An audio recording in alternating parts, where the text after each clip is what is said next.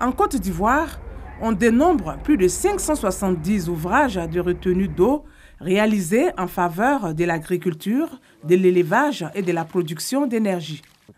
Dans le secteur de l'hydraulique humaine, les investissements ont permis d'atteindre les taux de couverture de 67% en milieu urbain et moins de 60% en milieu rural, selon le Partenariat national de l'eau de Côte d'Ivoire. Malgré ces efforts, le problème d'une gestion équitable des ressources en eau demeure.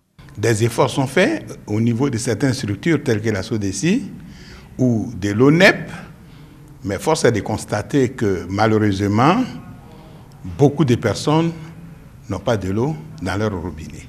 Et ils sont obligés d'aller dans les puits. Le document de politique nationale de l'eau n'est pas validé.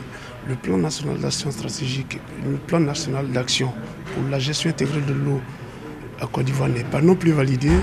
Et que sur ces plans-là, au niveau des eaux souterraines, il y a beaucoup de problèmes qui se posent en ce moment, tant du point de vue qualitatif que quantitatif, et qu'il y a lieu de prendre des mesures idoines pour permettre aux différents acteurs de disposer de l'eau en permanence sur toute la période de l'année.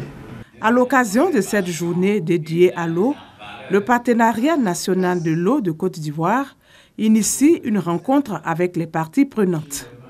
Objectif : promouvoir la gestion durable des ressources en eau douce.